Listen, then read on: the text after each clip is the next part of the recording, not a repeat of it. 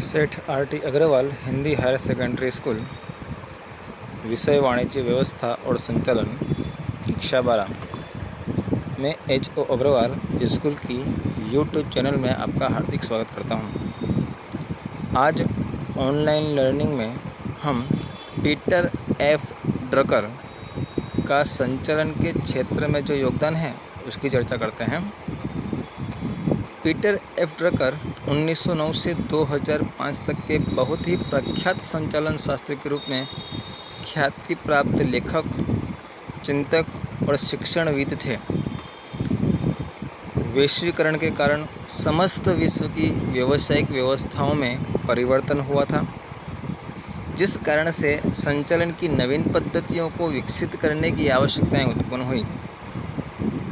Peter F Drucker ने मानव संपत्ति को व्यावसायिक इकाई में योगदान में ध्येय लक्ष्य संचालन और स्वनियमन के सिद्धांत प्रमुख थे। ध्यान रखिएगा दोस्तों, ध्येय लक्ष्य संचालन और स्वनियमन के सिद्धांत प्रमुख थे। ध्येय लक्ष्य संचालन के विषय में वे बताते हैं कि लक्ष्य सिद्धि के लिए कर्मचारियों को और संचालकों के लक्ष्य में एक सूत्रता होनी चाहिए। अलग अलग व्यावसायिक स्वरूप की इकाइयों के लिए ध्येय लक्ष्य संचालन बहुत ही प्रभावशाली है। इसका प्रमुख योगदान मानव संसाधन संचालन, बाजार संचालन और तनाव संचालन में है। इसलिए पीटर एफ ड्रकर को आधुनिक संचालन के पिता कहते हैं। तो दोस्तों, इसमें से कौन कौन से प्रश्न बनेंगे? पीटर एफ ड्रकर का संचालन के क्षेत्र में महत्वपूर्ण योगदान बताइए। 2 नंबर का प्रश्न। पीटर एफ ड्रकर कौन थे? तो प्रख्यात संचालन शास्त्री, लेखक, चिंतक और शिक्षणविद थे। कब तक के थे? तो 1909 से 2005 तक के थे। उन्होंने कौन से सिद्धांत प्रस्तुत किए? तो ध्येय लक्ष्य संचालन और स्वनियमन का सिद्धांत।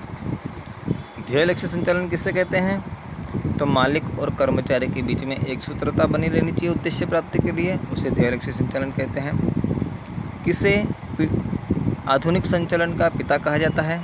तो पीटर एफ ड्रकर को। तो ये सब प्रश्न इससे संबंधित ध्यान रखिएगा दोस्तों, एग्ज़ाम में 1 नंबर के लिए काफ़ी महत्वपूर्ण है। ये चैप्टर यहाँ पर पूर्ण हुआ। आपको या तो स्वाध्याय के प्रश्न करने हैं या तो मेरे द्वारा बनाए गए वीडियो के आधार पर जो प्रश्न कहे गए हैं वे सभी प्रश्न आपको नोट डाउन करने हैं। ध्यान रखिएगा, फिर से एक बार, या स्वाध्याय के करेंगे या वीडियो के आधार पर प्रश्न लिखकर उसके उत्तर लिखेंगे, दोनों में से कोई एक। धन्यवाद।